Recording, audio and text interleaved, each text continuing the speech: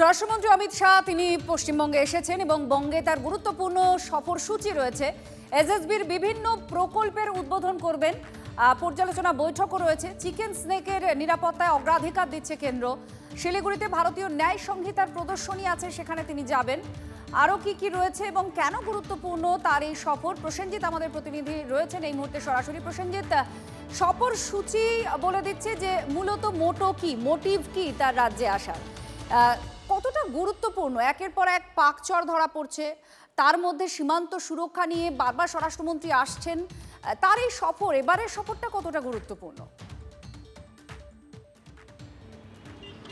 দেখো, সীমান্ত পারের সন্ত্রাস বা এই যে চিকেন নেকে যে থ্রেট, সেই থ্রেট মানে কিন্তু শুধু সীমান্ত এলাকায় দুটো দেশের মধ্যে যুদ্ধ হবে বা সেই যুদ্ধ হলে যুদ্ধকালীন পরিস্থিতিতে তাকে মোকাবিলা করা এবং আগাম নিজেদের শক্তিকে বাড়ানো, এটা কিন্তু একটা দিক, যে কাজ ইতিমধ্যেই দেশের সরকার শুরু করে দিয়েছে। একাধিক সেনা ছাউনি নতুন নতুন করে তৈরি করা হচ্ছে, আমরা লাগাতার সে খবর দর্শকদের দেখিয়েছি। কিন্তু এর পাশাপাশি আরও একটা দিক আছে, যে একটা দেশের ভিতরে যে ছায়াযুদ্ধ যাকে বলা হয়, এই ছায়াযুদ্ধে বিভিন্ন প্রতিবেশী অশুভ শক্তি তারা মদত যোগাচ্ছে।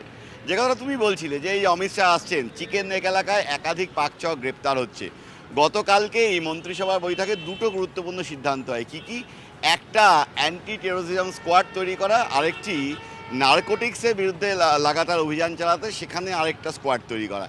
এই দুই স্কোয়াড রাজ্যের অধীনে কাজ করে পাশাপাশি এই যে সন্ত্রাস দমন, টেরোরিজমের বিরুদ্ধে লড়াই, ছায়াযুদ্ধের বিরুদ্ধে লড়াই, এই কাজটা কিন্তু করবে। কিভাবে কাজ করবে? দেশ জুড়ে নার্কোটিক ব্যুরো রয়েছে, এর পাশাপাশি বিভিন্ন এজেন্সি রয়েছে, তাদের সঙ্গে সমন্বয় রেখে তারাও কাজ করবে। কারণ মনে করা হচ্ছে সীমান্ত পারের সন্ত্রাসে মদত দিতে প্রতিবেশী অশুভ শক্তি যারা কাজ করছে, তারা উত্তরবঙ্গ জুড়ে বিপুল মাদকের কারবার ছড়িয়ে দিচ্ছে এবং সেই টাকা সাইফন হয়ে কোথাও না কোথাও গিয়ে ইনসার্জেন্সির কাজে ব্যবহার করা হচ্ছে। পাক চরেরা ঢুকে পড়ছেন বিভিন্ন জায়গা দিয়ে, স্লিপার সেলগুলোকে অ্যাক্টিভ করা হচ্ছে। সে কারণেই কিন্তু রাজ্যের তরফে এই দুটো স্কোয়াড নতুন করে তৈরি করা হচ্ছে।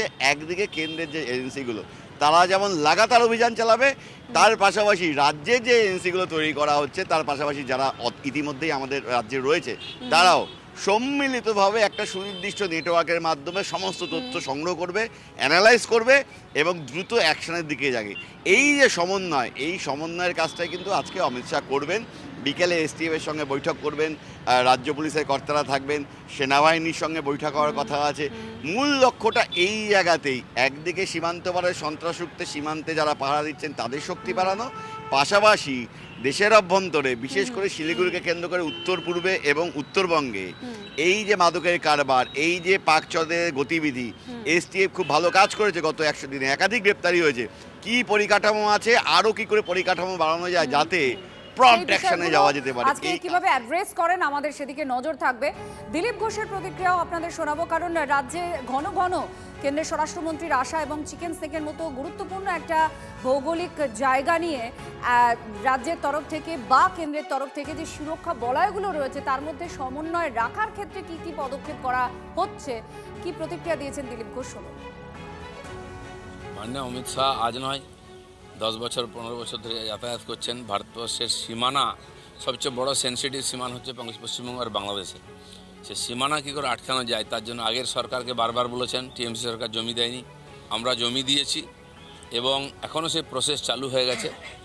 252 কিলোমিটার বেড়া দেওয়া হয়ে গেছে প্রায়। এখনও 50 কিলোমিটার খোলা জায়গা আছে যেটা আমরা জমির খুঁজছি, প্রসেস করছি। এছাড়া কিছু জলা বা নদী আছে, সেটা বাদ দিয়ে প্রায় পুরোটাই পশ্চিমবঙ্গ বাংলাদেশ বর্ডার সিল হয়ে যাচ্ছে। তো মাননীয় অমিত শাহ খুব সিরিয়াসলি বিষয়টাকে নিয়েছেন এবং প্রতি মাসেই প্রায় এখন আসেন। এখানকার আইন শৃঙ্খলা থেকে আরম্ভ করে সীমান্ত গতিবিধির ব্যাপারটা ওনার নজরে আছে। সেনাবাহিনী বলুন, এখানে প্যারামিলিটারি ফোর্স আছে, বিএসএফ আছে, এসএসবি আছে, এয়ারফোর্স আছে। তো প্রত্যেকেরই নিজস্ব ইন্টেলিজেন্স উইং আছে এবং এই নিজস্ব ইন্টেলিজেন্স উইংগুলোর মধ্যে একটা সমন্বয় সাধন করা। কারণ সেনাবাহিনীর ইন্টেলিজেন্স তারা শেয়ার করে না, পুলিশের ইন্টেলিজেন্স তারা শেয়ার করে না। পুলিশের মধ্যেও আর একটা সমস্যা আছে, যেটা এক থানার ইনফরমেশন আর এক থানায় শেয়ারিং হয় না। নিজেদের ক্রেডিট যাতে অন্য কেউ না ছিনিয়ে নিতে পারে সেই জন্য হয় কি ইন্টেলিজেন্স ব্রাঞ্চগুলো নিজেদের ইনফরমেশনগুলো শেয়ার করতে চায় না। কিন্তু অ্যাট দি এন্ড প্রোটেকশনটা আমাদের দেশের জন্য জরুরি। অমিত শাহর কাছে এটা এখন প্রাধান্য মনে হচ্ছে, একটা সুন্দর সমন্বয় করে এইখানকার এই যে জঙ্গি কার্যকলাপ বৃদ্ধি হচ্ছে তাদের সেটাকে যেন কার্ভ ডাউন করা যায়। না, অমিত শাহ বারবারই পশ্চিমবাংলায় আসছে, তার দরকার আছে কিনা জানি না। উনি আগে বলতেন যে আমাদের সরকার দাও, আমরা সব শান্ত করে দেব, কিন্তু শান্ত তো হচ্ছে না। মারামারি, গুন্ডামি, তোলাবাজি সবই হচ্ছে, আর তাছাড়া আগুন তো লাগছে। অমিত শাহ কি করবেন আমি জানি না। চিকেন স্নেক নিয়ে যদি উনি বিশেষ কোনো পদক্ষেপ নেন সেটা ভালো। আমরা আশা করি চিকেন স্নেককে নিরাপদ করা হবে। উদ্বিগ্ন হওয়ারই কথা, কারণ আমাদের তো আগের সরকাররা তো চিকেন নেক বা আমাদের সিকিউরিটি নিয়ে তো কোনো দিন ভাবেনি। উপরন্তু আমাদের সিকিউরিটি নিয়ে ছিনিমিনি খেলা হয়েছে।